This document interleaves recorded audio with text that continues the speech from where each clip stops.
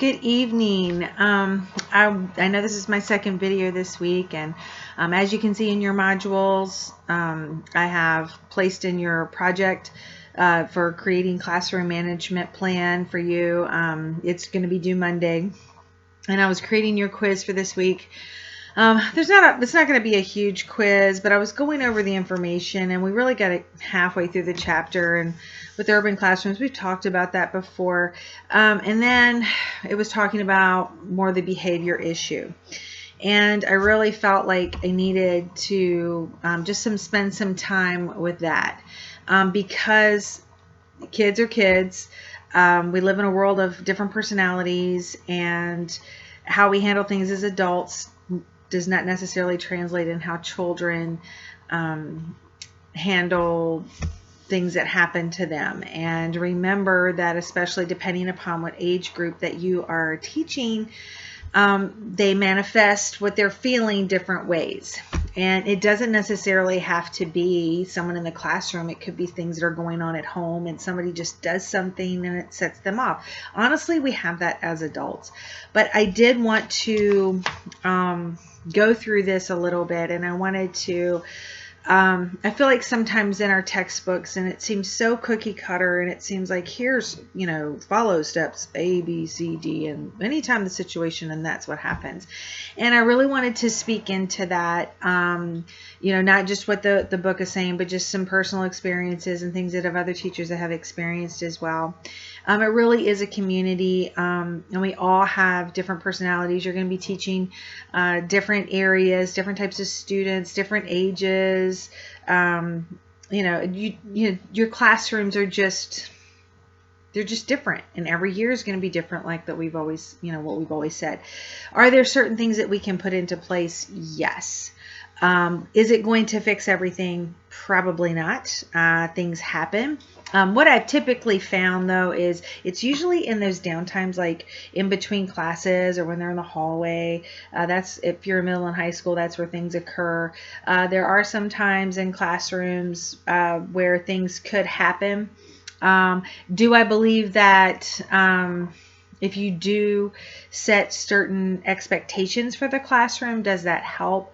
But again, is it going to be 100%? Probably not. I have had situations where it just started out, two guys goofing off, and then all of a sudden it was like this change. Now, again, I teach high school, and so you all know this, guys in high school are 6 foot, I'm a girl. It doesn't matter how old I am. These are men.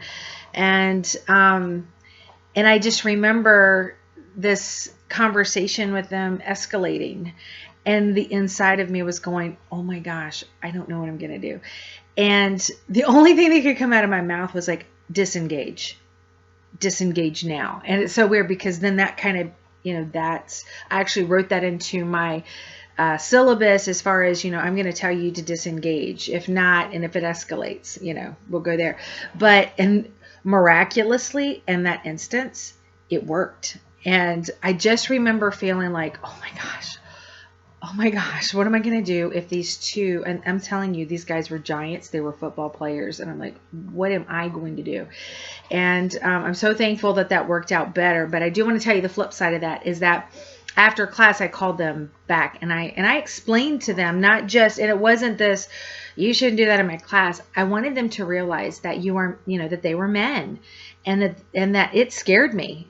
And and sometimes with reason, it will, they were like, oh my gosh, I did not realize it was seen that way. And I told them, I was like, guys, this scares people, and they don't know how to respond. And so when you do this, you need, I realized in that moment, we didn't know if you guys were goofing around, because you know how guys are, they goof around in weird ways, or because to me, I received it as it was starting to spiral and become more hostile. And knowing these two guys, there was no doubt in my mind that if it did, they would go to blows, because I just know their personalities if it escalated to a certain point.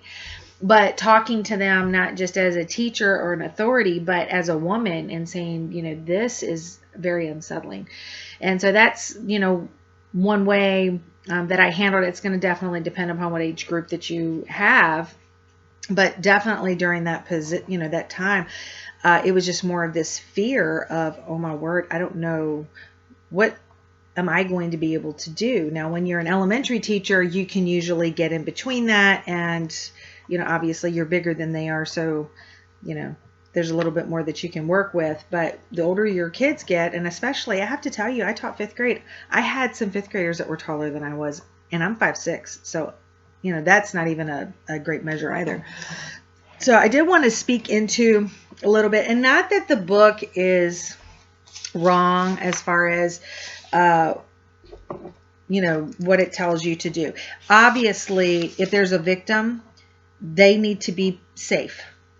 There will be certain times and situations.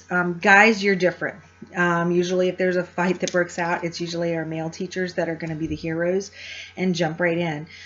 Girls, depending upon age group, please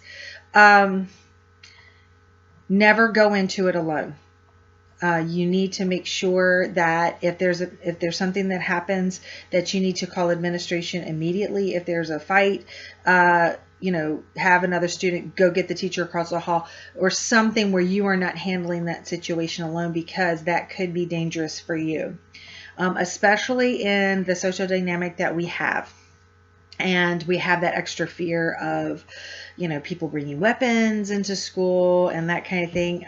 It's just very precarious. What I can tell you is that each of your schools where you go to, they will address this. And there is certain protocol that they will have in place if those situations happen, usually outside the classroom. So I did want to speak into it just a little bit. Where the first thing with as far as discipline, and it really is establishing your parameters in your classroom. What is acceptable? What is not acceptable? In fact, that situation would use because at the beginning of each year you go through your syllabus and your expectations, and to make sure that everybody's on the same page. And I actually had to write that into my syllabus, and I would tell them about that, because so they realize that, we're human as well, and we have to protect our safety, but I'm not just protecting my safety. I also have to protect the safety of the people that are in my classroom, and that is of the utmost importance. And so they knew certain words that I would use. You need to disengage now, and more of that authoritative tone. I can tell you that that's actually worked. And I've been doing this for a long time. I have never had an actual fight break out in my classroom ever. And I am very grateful for that, because I know teachers that have had students that have picked up desks and thrown them across the room, or just altercations that are going on. Josh, I know you're an art teacher. You are not exempt from this either. I think Rachel had a fight break out in her room. And you just don't know what sets kids off. They could just be having a bad day, and somebody just pushes that last button and they just snap. It doesn't necessarily have to even be anything that you are doing. And honestly, it may not even be something that a student, because a lot of times they're going, well, I was just messing around. And then, we've all had that moment. And so you just don't know. So having those things in place become very, very important, and how you handle those and making sure that the kids have those expectations. And so, like I said, I wanted to touch a little bit on behavior in general. Again, what that looks like on each age group is different. Usually in elementary, we will usually separate the person from the group. And I know that there is controversy on both sides of that. But the moral of the story is when you have someone that is disrupting class, it doesn't just disrupt you, it disrupts everyone. Then there's no quality of learning going on, and then that becomes an issue. So, it could be where you are removing him and they have from the group, and then they sit on the edge. They have some different strategies in order to do that. It could be that they're sitting right next to you. Sometimes some kids, it's just a verbal warning. Obviously, if it continues on, always allow the kid to self-correct. And this is the first thing I do want to let you know. When you're doing classroom management, and especially if it's discipline related, always try to correct the situation in your classroom if you can, because a lot of times that's a learning moment. And we have to think about that these kids come from different families. They may not honestly have been taught respect, and maybe that's how they act at home, and they didn't realize it, that when you are in a group of people that this is how we have to act. And a lot of times you're actually teaching those skills. So, and I remember Rachel had a teacher in 6th grade. He goes, I'm not going to call you the first time. I'm not going to call you at all unless it's something that, if we've tried our strategies within the classroom, and then I'll get you involved. And I have to tell you, and that was actually before I started teaching, that made such an impression on me. And I was actually, as a parent, not an educator, as a parent, I was actually very appreciative of that, because it was teaching her, not that she was ever a problem kid, by the way, but it does teach them behavior management and behavior control, and how to conduct themselves in a classroom. And that is actually a life skill. And so what I would encourage, and there are some teachers, the first time somebody does something, they send them to the office, or the kid does something and they don't do anything until it plucks the teacher's last nerve, and then they send them to the office, but they didn't give the child an opportunity to self-correct or, fix it. So just be very mindful with that. So you want to try, so when you are making your rules for this week and you're making this plan out, think about that. Part of it is, what are the rules, and then what are the consequences? And that's actually what a lot of kids don't have. They have the rules, but they may not have had consequences, or where someone actually followed through with the consequences that they have said were going to occur. And so in that particular instance, and you're thinking about, like I told you in your project this week, I want you to think about, what are the expectations for your classroom? The expectations of respect, of orderliness, of discipline, all of that goes into that. And then you have to say, okay, if you are disrespectful, if you cannot keep your hands together, remember your rules will change depending upon your age group, then this is the consequence. And this is where some teachers, well, I'd say a lot of teachers mess up. They will say, if you don't do that, I'm going to do this. And then they never do anything. Well, you have just taught that student that you don't follow through. Then that's why you have to think very carefully about what your consequences are, because you will have to follow through at some point. I hope you don't, but statistically speaking, you probably will. And so when you're thinking about that, or what the consequences are, then is this something, one, are you comfortable with doing? And, we have a lot of different personality types, and what do you think would be effective? Put yourself back into the age group that you were teaching. Really, did sentences work for you? I will not, blah, blah, blah, blah, blah. No. Standing up and humiliating the child in the classroom, was that helpful? No. So I didn't do things like that, and I know we kind of laugh about it, because I did have students eat lunch with me, by the way. They actually wanted to eat lunch with me, but they knew if I was saying, you and I are going to have lunch together and we're going to have a conversation as to why you can't get it together in class, they knew that we were going to have a conversation about what it was, and they did not want to spend their entire lunch having a conversation of why they could not have behavior management. Again, that was more high school, but that was something that they didn't want to do. And it was something that I'm like, okay, I can use this as an opportunity, because not only, and we're going to talk about the issue, but then I can speak into them and we can find out really what the real issue is. And so I didn't have a problem doing that. And that is actually a source of being uncomfortable for some students is because they know that when they come talk to me, we're not just going to talk about the issue. We're going to talk about what's going on, because I know you. I pay attention to you. What is going on that we're having this issue now, because this is out of your behavior area. And I just get a sense. And so when you're having those conversations, it's not necessarily a negative thing, because one, it shows them that they care. And a lot of those kids that we've had one-on-one with, they actually, we would build a bond between that. I was able to encourage them in the end, but they knew that they had accountability with me, and they knew that I was going to follow through. And I have to tell you, for a lot of kids, that is a source of comfort for them. So again, I knew that I could do that, and I'm going to counsel. Again, I was a little bit older, but think about how some teachers handle behavior management in the classes as you were growing up. What was effective? What wasn't effective? There are some times, now again, I was in a different setting, but depending, if you teach in a small town, it doesn't matter if you are in a public school or not. A lot of times you know people's parents. And I have said in class, I know your mom and we get along great. Would you like for me to talk to your mom about what's going on? And they're like, oh my word, no. And it is really funny, especially if you have those 6 foot, 200-pound football players, and you're like, do I need to have a conversation with your mom? And it's like the color drains from their face, because that is the last thing that they want to happen.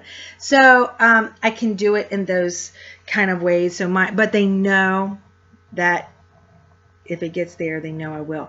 And I have to tell you, I don't like talking to parents. I will if I have to, and they know that, and they know that I will try and do anything to avoid that. But they know that if I'm talking to your mama, they've really screwed up, because we have really tried to fix this multiple times. And then I'll even tell them, I'm like, you're forcing my hand. You are forcing my hand here, and you are leaving me no other option. So I always come at it a little bit different. Now, when you have younger children, you don't really have those reasoning capabilities. So then you have to think about, okay, so if you have your chatty Cathy's,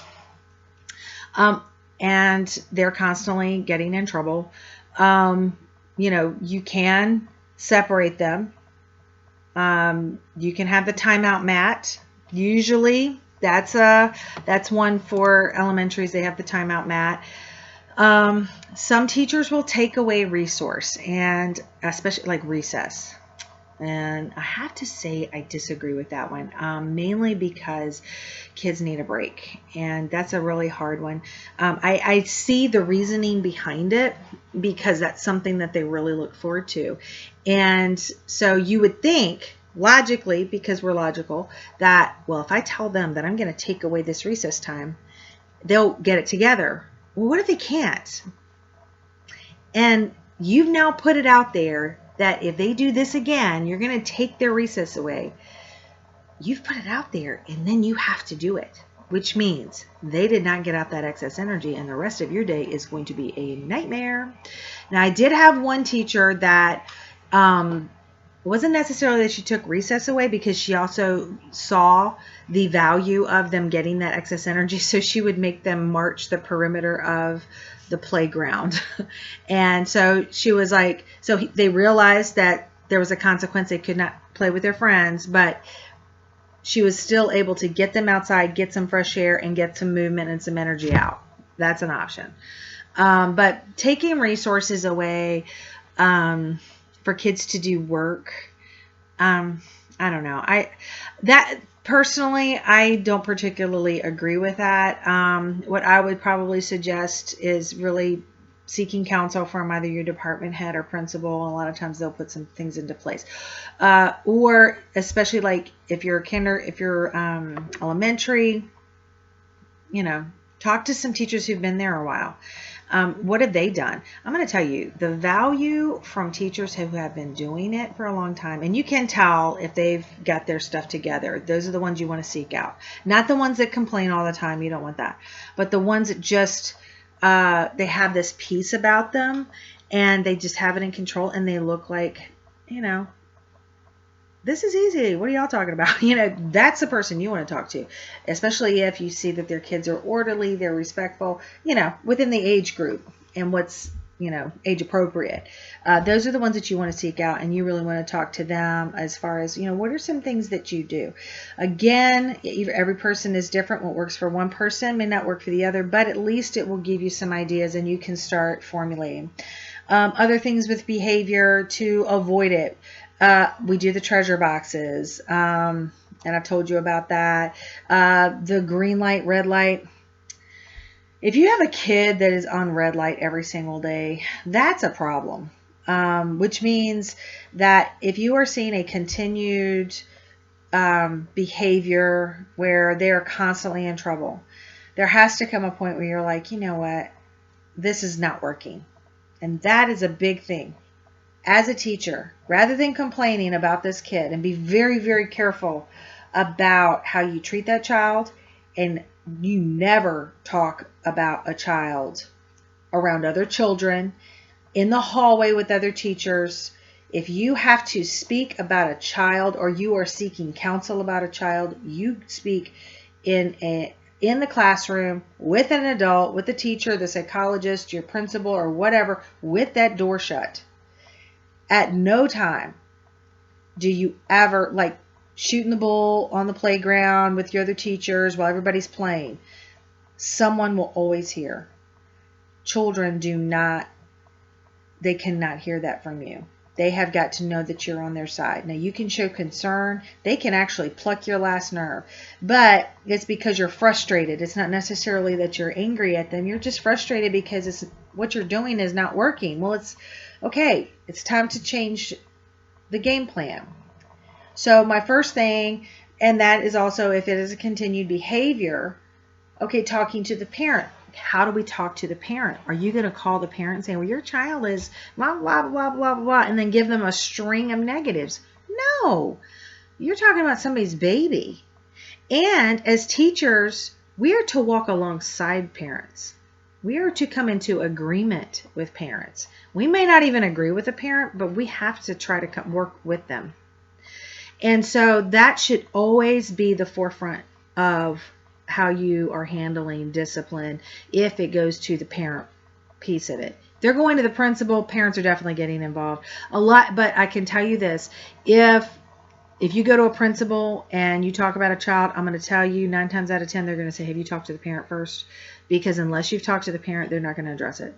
Unless it's something extreme, like there is a fight that breaks out, or something big where you have to get the administration involved. But if it is just a behavior of they're constantly talking, they're constantly disruptive, they're, in class, I don't really need to go into it. You know what I'm talking about. You do need to talk to the parent, but you should always talk in love. These are the things I'm really concerned because of these behaviors, and it seems like they're constantly getting the red note going home, and I just really feel like, I need your help. And are you noticing these things at home? Are there any strategies that you have at home that help? I really need your feedback. And that means you're bringing the parent into the conversation and to be a part of the solution. And and if that doesn't work, talking to the school psychologist, again, confidentially, never just out and about. And I know we're frustrated, and I'll tell you, you will see teachers that are having that conversation on the playground, and it's not a place of it. And if you are hearing of, you hear 2 teachers that are talking about it, remove yourself from the situation. I would never tell anybody, you need to not do that. I have a problem with that. But you do not need to be a part of it, and you don't need to be sucked into that. So make sure that you remove yourself from those situations, and just kind of distance yourself from that. So if you're seeing those behaviors, and I can speak into this as a parent. My child, I don't know, was it kindergarten or first grade? She came home with red notes every day. And so we had the consequence of, if you're going to get in trouble. And about a week of that, and my house is sanctuary, and if I'm correcting her every evening, something's not working. something's wrong. And she's a good kid. So we need to figure it out. And then as a parent, I contacted, and then we started the meetings. She had ADD, we had to go through that whole thing. But some parents may not do that. And you as a teacher, you really are the front line. You're the front line. You're the first person who's probably going to notice any type of issues as far as behavioral.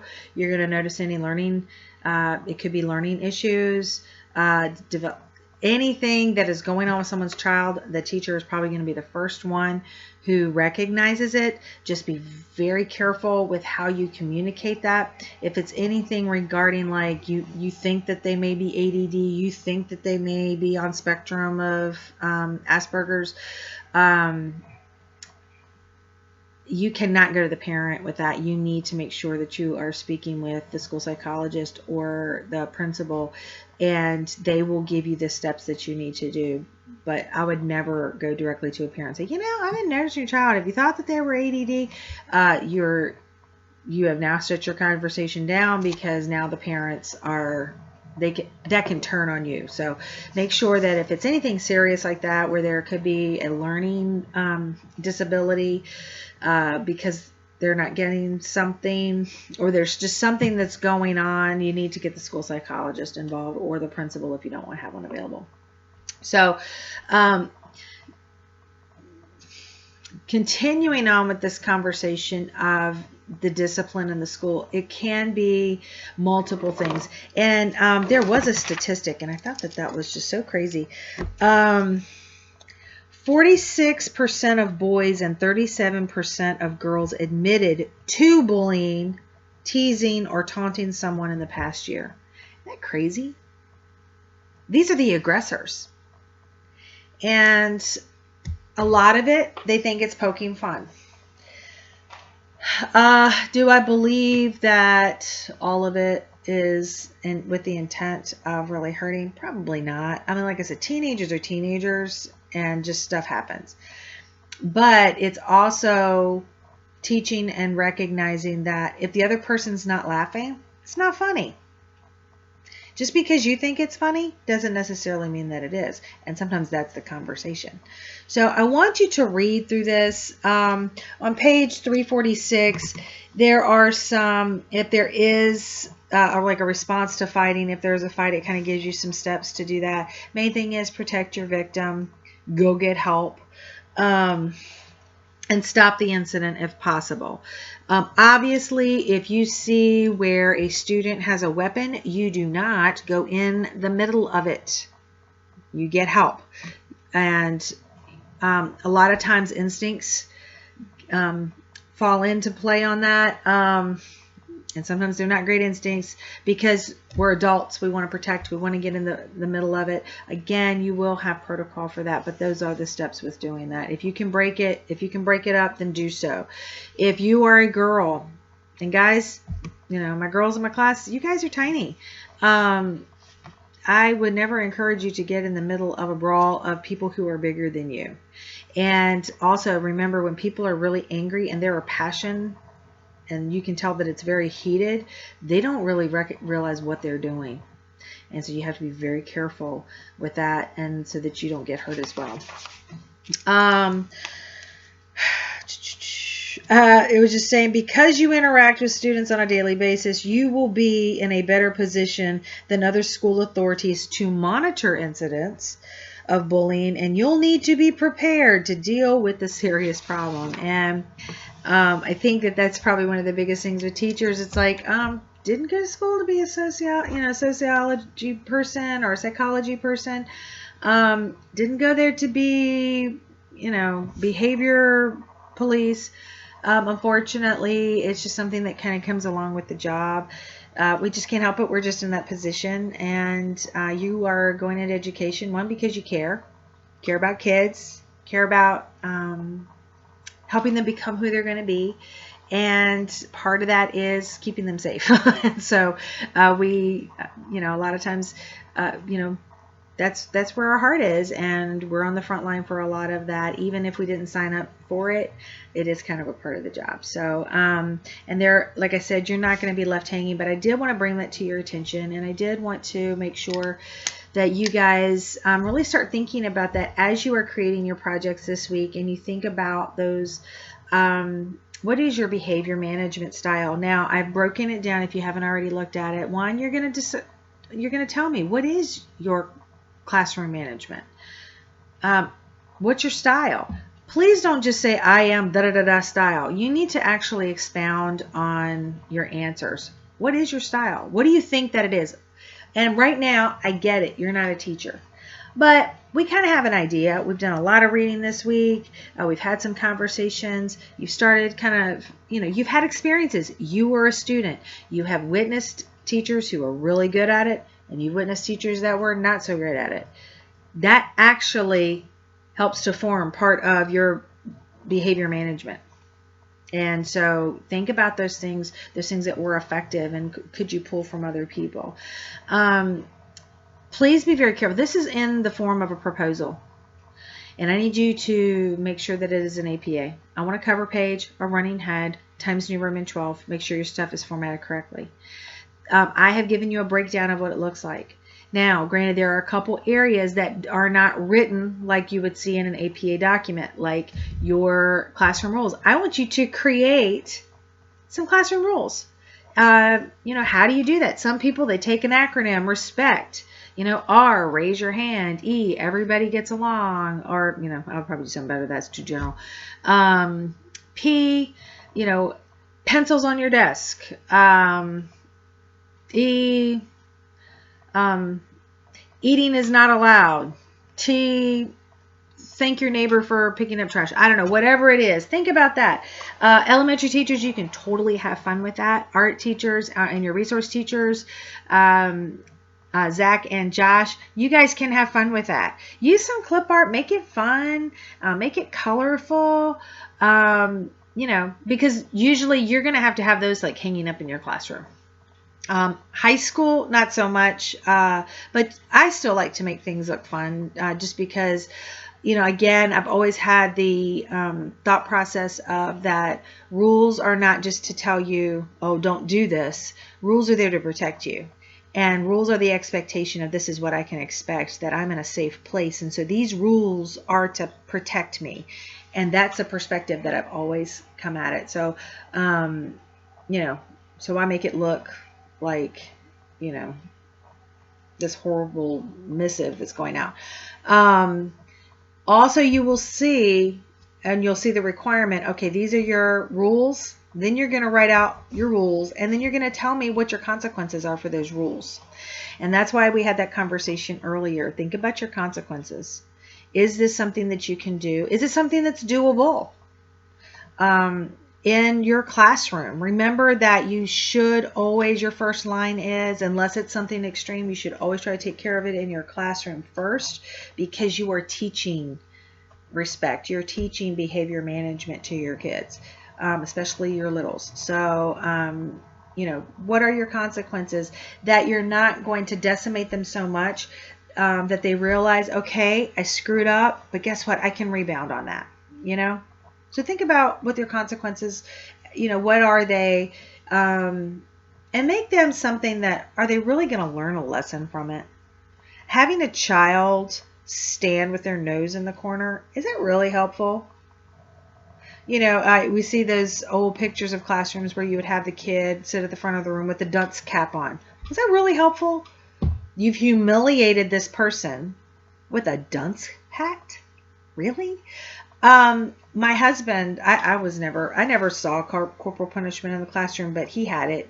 He's a little bit older than I am, where you could get spanked by the teacher in the classroom. Is that really helpful?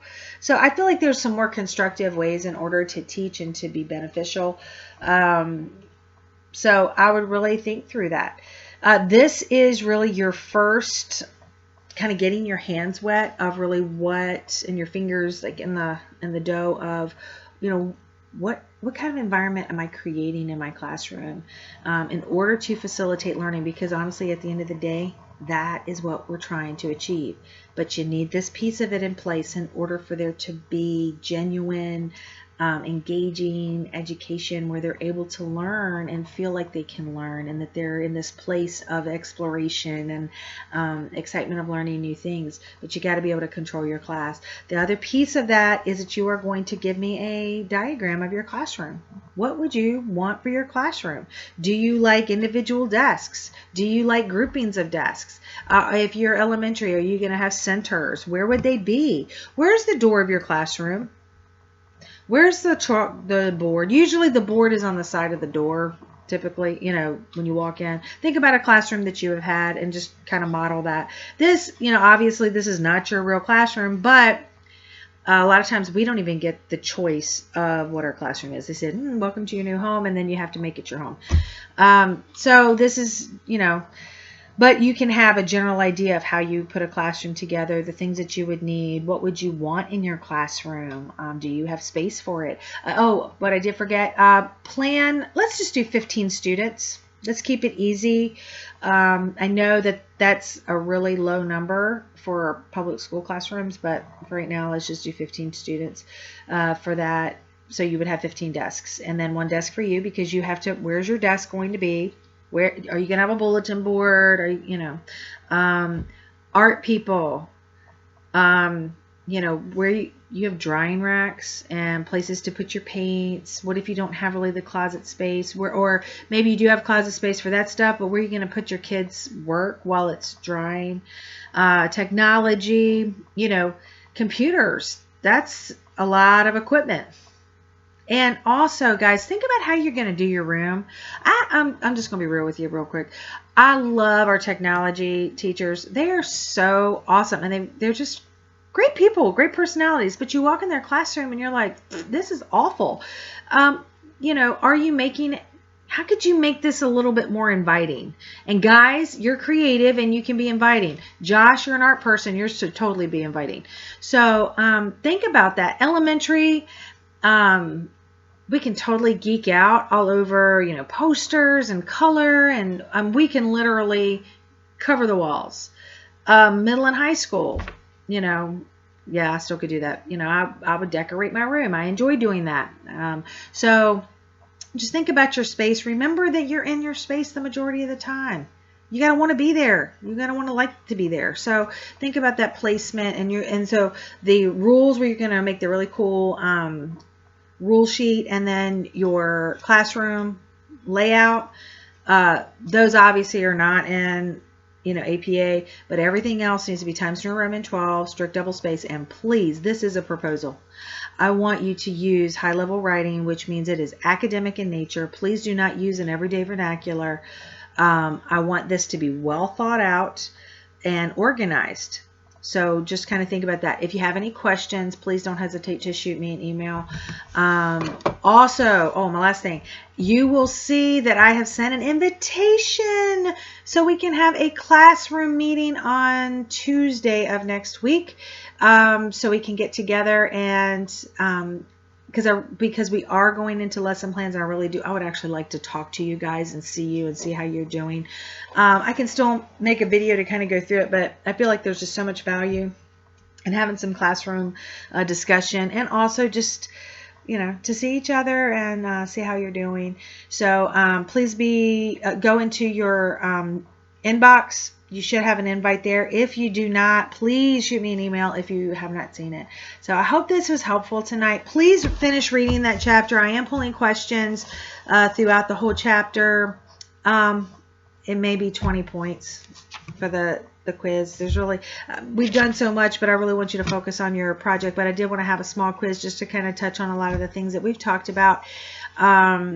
But I want you focusing on that, because that is so instrumental, and you're so going to need that later on. You are going to get deeper into it into your upper level classes, but at least you've touched it a little bit. You've started kind of thinking about what it is that you want. So you guys have a fantastic evening, and I look forward to seeing you on Tuesday. Please make good choices again. Please make sure that you're practicing that.